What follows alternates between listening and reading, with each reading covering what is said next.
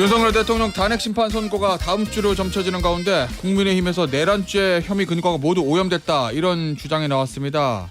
과연 어떤 의미인지 국민의힘 비대위원장 비서실장을 맡고 있는 강명구 의원과 이야기 나눠보겠습니다. 의원님 안녕하세요. 안녕하세요. 강명구입니다. 자, 이 얘기부터 좀 해보죠. 그저께인가요? TV조선 단독 보도로 곽종근 특수전 사령관이 본인 지인과 통화하는 내용들, 뭐 개인적인 어려움도 호소하고 그러던데 가장 정치권에서 주목했던 거는 누가 나한테 양심선언 하라고 그랬다. 뭐 요 얘기거든요. 일단 권영세 비대위원장 어제 보니까 진술이 모두 오염됐다. 곽종근 사령관의 진술이 이런 주장을 하던데 정확히 이 오염됐다 이렇게 보는 근거는 뭡니까? 이게 협박과 예. 회유를 동시에 한 것 같아요. 협박과 회유를 예. 첫째는 그 협박인데 이 곽종건 사령관께서 민주당 의원 유튜브에 출연하기 전날 밤에 이런 말을 했잖아요. 나한테 양심 고백하란다. 이거 안 하면 내란죄로 엮겠다고 한다라고 호소했거든요. 그러니까 내란죄로 양심 고백을 하지 않으면 내란죄로 엮겠다라고 협박한 것이고요.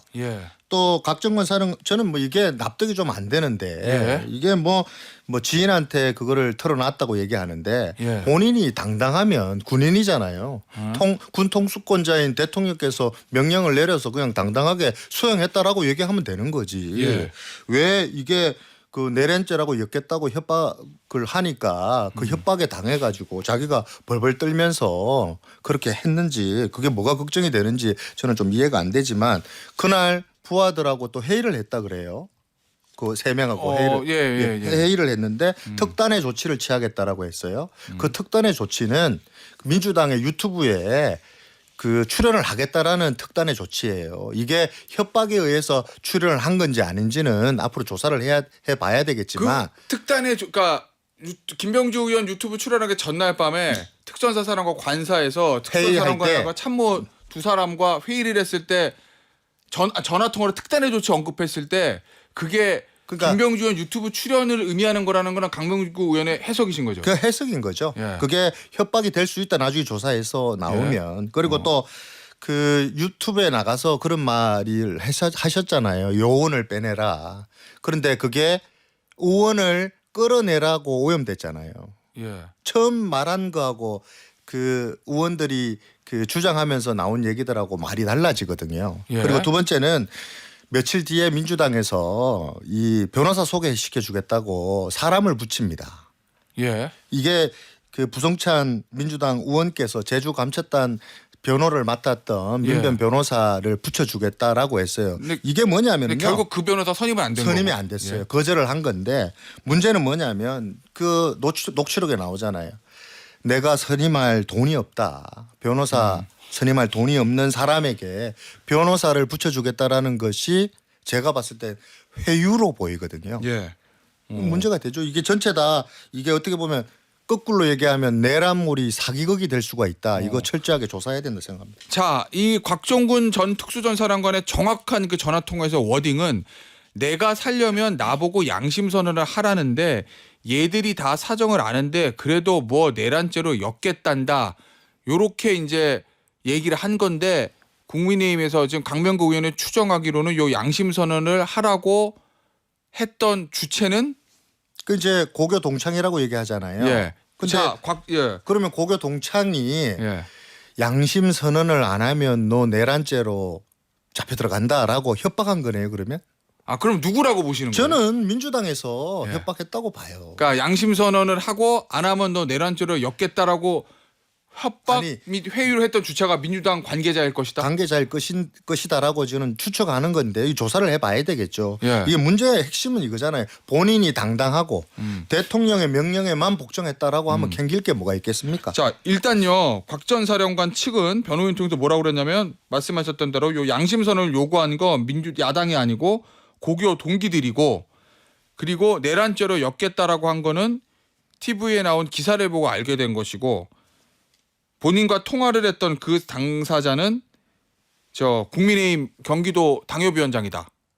뭐 이렇게 얘기를 하던데요. 우리 대한민국의 특전 사령관이에요. 북한에서 제일 무서워야 해야 할 사령관께서 이 하소연을 하면서 한숨을 쉬고 벌벌 떠는 모습이 저는 군인답지 않았다. 뭔가 협박이 있었다. 분명히 회유가 있었을 것이다. 그렇게 추정하는 거죠. 이거 반드시 조사해야 된다고 생각합니다. 그러면 이제 곽 전 사령관이 얘기했던 요거 양심 선언을 요구한 건 고교 동기들이다. 이것도 잘못된 해명일 것이다. 해명일 것으로 보고 있습니다. 그러면 친구들 동기들이 협박한 걸로 되는데요. 그게 말이 됩니까? 말이 되세요? 아니 그러면 이제 이거를 앞으로 국민의힘에서는 어떻게 조사해야 되겠죠. 어떤 조사 기관에서 이게 지금 자꾸 녹취록이 나오고 있잖아요. 어쨌든 협박과 해유에 이게 진실이 뭔지 밝혀야죠. 이 곽 전 사령관에 대한 조사는 이미 끝났잖아요. 수사기관에서. 그럼 이제 법정으로 넘어갈 건데 이거를 뭐 별도로 수사를 해야 된다는 말씀이세요? 아니면은 공판 과정에서 예를 들면 그 제가 이제 법조인이 아니다 보니까 그런 뭐 관계는 잘 모르겠지만 지금 새로운 진실들이 지금 나오고 있잖아요. 녹취록도 나오고 있잖아요. 그리고 이게 어떻게 보면 재판 과정에 엄청난 영향력을 행사할 수 있는 곽종건 사령관의 말인데요. 이게 지금 그 진술에서도 계속 말이 틀려졌거든요. 이런 정황들이 있기 때문에 그래 말들이 틀려진 거 아닌가 하는 의심을 하는 거죠. 어쨌든 그러면 윤석열 대통령 내란죄 형사재판 과정에서 뭐 곽종건 사령관의 진술의 신빙성 따지면서 뭐 밝혀질 수 있을 것이다. 조사를 해야 되겠죠. 알겠습니다. 그런 정도의 말씀으로 제가 이해하겠고 이재명 대표가 SNS에 이제 글을 올렸는데 이 경고한다. 폭력 선동은 반드시 그 대가를 치를 것. 이렇게 이제 글을 올렸거든요. 결국 이제 예를 들면 헌재에서 탄핵 인용 결정이 나고 대통령 지지자들이 이제 뭐 거기에 불복하면 그 부분에 대한 얘기를 쓴 것으로 지금 추측이 되는데 어떻게 보세요? 요 이재명 대표 이야기. 다만 저는 다른 사람도 아니고 이 전과사범의 8개의 범죄 사건 12개의 혐의 5개의 재판을 받고 있는 우리 이재명 대표께서 법을 지키라라고 얘기하는 게 이게 아이러니하지 않느냐 이런 생각이 좀 들고 이분이 다수당의 당대표예요. 그리고 유력 대선 후보고요. 어떻게 보면 이런 말들은 대단히 오만하게 들릴 수 있거든요.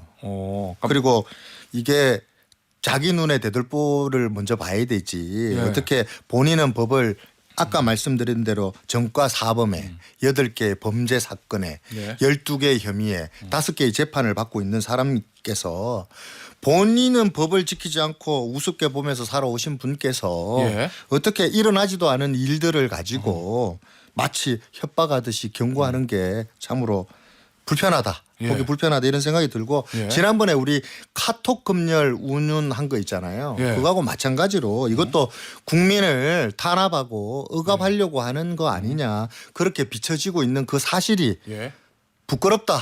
이렇게 말씀드리고 싶습니다. 의원님 근데 이제 헌재에서 원하지 않는 바라지 않았던 기대하지 않았던 결과가 나왔을 때 예를 들면 거기 이제 불복하고 그 방식으로 폭력적인 방법을 사용하고 그걸 선동하고 그거 자체가 안 된다는 거는 동의하시는 거죠? 아유 우리 국민의힘은요. 법의 테두리에서 벗어나는 폭력에 명확히 반대하는 입장이고요. 그렇게 해서도 안 되고 그 문제를 폭력으로 해결할 수 없다고 저는 믿고 있습니다. 그러면은 이재명 대표의 요 얘기 중에서 일종의 메시지보다는 메신저가 이재명 대표라는 그 점을 지적하시는 거예요? 우리가 상식적으로 생각해 봅시다. 이게 합리적인 틀 안에서 우리의 뜻을 전달해서 국민들의 마음을 얻는 것이 공감을 얻는 것이 이런 걸까요? 아니에요. 정성과 진심이에요. 정성과 진심을 다해야 국민의 마음을 얻는 거지. 이런 식으로 한다고 해서 국민의 마음을 얻을 수가 없습니다. 그러면 예를 들면 저 불복하고 폭력은 안 됩니다. 요게 아니고 경고한다. 그럼요. 반드시 대가를 치를 것이다. 이게 잘못됐다 이런 말씀이신 거예요? 거꾸로 해석하고 거꾸로 말씀하셔야죠. 알겠습니다. 메신저와 이 말의 표현 방식의 문제다 이런 말씀이신 거죠. 그러니까 내용보다. 알겠습니다. 자 그런데 의원님 여론조사가 하나 있어요. 엠브레인 퍼블릭, 케이스텐 리서치, 코리아 리서치, 한국 리서치 지난 3일부터 5일까지 무선전화 면접 조사 방식으로 실시한 전국 지표조사 탄핵 인용을 지지한다 56%, 탄핵 기각 후 징보 복귀를 원한다 37%. 자, 자세한 건 중앙선거 여론조사 심의위원회 홈페이지 참조하시면 되는데 이게 이제 여의도 집회나 3.1절에 네. 광화문 집회는 탄핵 반대하는 인파가 많이 모였어요. 네. 그러니까 이제 국민의힘에서는 야, 이 장외의 열기를 봐라. 탄핵을 반대하는 국민들이 이렇게 많다라고 말씀하시는 것 같은데 실제 여론조사 보면은 차이가 좀 있잖아요. 이걸 차이가 있다고 봐야 될지 없다고 봐야 될지는 뭐 보는 사람마다 다르겠지만 네. 광장의 어떤 그 모습하고는 좀 다르거든요. 수치는 이거 어떻게 우리 여론조사라는 것이 보세요? 예. 그 뭐 아시다시피 기간마다 다소 다르게 나타나는 뭐 경향도 그렇죠. 있거든요. 예. 그런데 우리가 흔히 말해서 여론조사에 나타나는 민심과 우리가 흔히 말하는 광장의 민심이 저는 같지 않다고 인정합니다. 예. 그러나 우리 당은 예. 광장에서 나오지 않는 그분들의 민심도 겸허히 수렴해야 된다. 예. 경청해야 된다라는 생각도 가지고 있고요. 예. 두 번째는 3.1절에 저는 나가봤거든요. 예, 예. 여의도에 나갔었는데 예. 이 나오신 분들의 절실함, 예. 간절함 그리고 뜨거운 그 열정은 저희들이 봤거든요. 예. 그래서 말 없는 다수의 국민들 나오지 않은 국민들도 함께 하고 있었을 것이다라는 생각도 들고 예. 이걸 가지고 절대 소수다라고는 저는 말 못할 것 같아요. 저는. 아, 그래요? 예. 그러면 저 탄핵을 반대하는 그 여론이 이 이후 여론조사 기준은 37% 그거보다는 실제는 많을 것이다 뭐 이런 말씀이신 건가요? 그런 말씀도 될 수가 있지만 그러면 거꾸로 얘기하면 예. 그 우리 광장의 민심이 소수라고 얘기한다 하더라도 예. 우리는 그걸 존중해야 된다. 묵살해서는 안 된다. 그것조차도 민주주의다. 예. 소수 의견도 우리가 들어야죠. 겸허히 받아들이고. 예, 예. 뭐 그 그게 여러 민주주의죠. 의견을 경청해야 된다. 혹은 어쨌든 여당이 배출한 대통령의 탄핵에 관한 거니까 탄핵 반대하는 여론도 그러니까 뭐 중시해야 된다는 제가 뭐 지도부 입장을 알겠는데 그러면 만약에 국민의힘에서는 생각하기도 싫겠지만 탄핵이 인용됐어요. 그럼 그때는 어떻게 하실 겁니까? 만약이라는 게 어디 있습니까? 아, 그렇지. 만약 생각 안 하고 각하되면요. 계세요? 그러면. 만약 기각되면. 아, 기각되면 대통령 복귀인 거죠. 예. 그러니까 여론조사의 민심과 예. 광장의 민심을 꼭 서로 대치해서 볼 필요는 없다. 예. 여론조사의 민심을 겸허히 수용하고 예. 만약에 우리가 여론에 못 미친다 그러면 그 여론을 얻기 위해 마음을 얻기 위해 더 열심히 노력해야죠. 부단히 노력하고 대응 방법도 또 짜야 되죠. 그래요? 지도부가 준비를 해야 되겠죠. 예. 알겠습니다. 그런데 국민의힘에서는 조기 대선에 조짜도 꺼내면 안 된다는 뭐 공식적으로는 그런데 지금 보면은 대선 준비하는 사람들이 열대 명이 된다 이런 기사들도 있거든요. 심지어 그분들 중에서는 탄핵은 절대 안 됩니다. 뭐 이렇게 강력하게 외치는 분들도 좀 물밑으로는 준비하는 거 아니냐 뭐 이런 추측성 기사도 있던데 그 상황 어떻게 10명이나 봐야 돼요? 됩니까? 아 뭐 저는 모르겠는데 카운트 그렇게 해보셨어요? 보더라고요.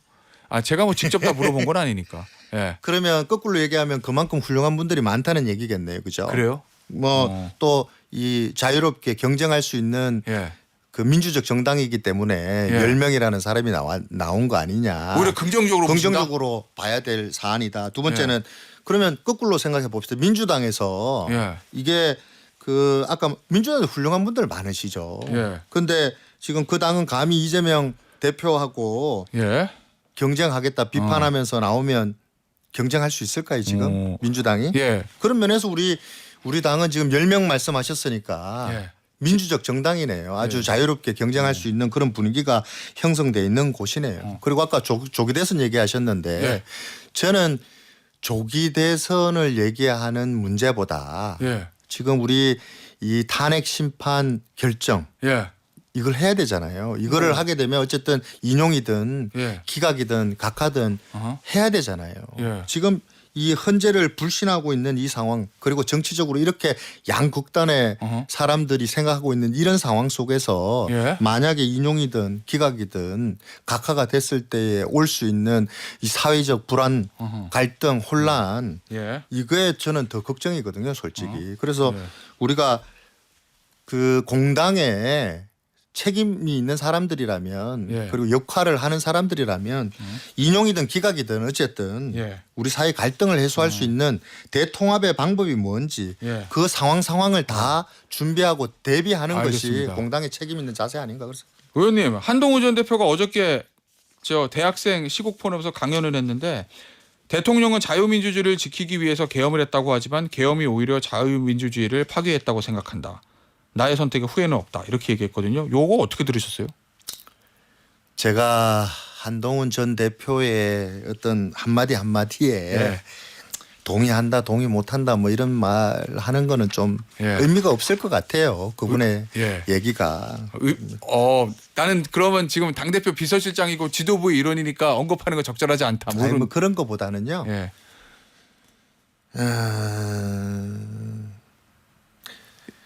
그분께서 하신 예. 말들을 제가 며칠 들어보니까 예. 계엄 이후에 한 2주 정도의 발언들을 가지고 예. 평가받고 싶어 하시는 것 같아요. 아 그래요. 예. 제가 느끼기에. 예. 근데 우리가 한 정치인을 평가할 때는 예. 계엄 이후에 2주간을 평가하는 게 아니고요. 그분께서 살아온 인생 예. 그리고 그 당대표 시절에 하셨던 거, 비대위원장으로 하셨던 거, 예. 법무부 장관으로 하셨던 거, 검사로 하셨던 거, 예. 그 모든 것들을 종합적으로 판단하고 평가하거든요. 국민들은요. 예. 그런데 이분께서 얘기하시는 게 대통령의 계엄을 막았다라고 얘기하잖아요. 예. 근데 비판하는 분들은 어떻게 얘기하냐면 그분께서 그렇게 얘기했거든요. 탄핵 투표를 제가 했습니까 했잖아요. 아 마지막 의원총회 때. 예. 예. 탄핵 투표 그분이 한 것도 아니지만 예. 탄핵 해제 투표도 그분이 한 게 아니거든요. 그러면 도대체 대통령의 계엄을 어떻게 막았다는 말씀을 하시는 건지 잘 모르겠고요. 두 번째는 당 대표로서 비대위원장으로서 그리고 예. 법무부 장관으로서 그리고 본인께서 살아오시면서 무슨 성과를 냈는지를 얘기하셔야죠. 예. 세 번째는 더 나아가서 그분께서 그 법무부 장관이 어떻게 되셨고 예. 비대위원장이 어떻게 되셨는지 그리고 예. 더 중요한 거는요. 예. 윤석열 정부 성공시켜라.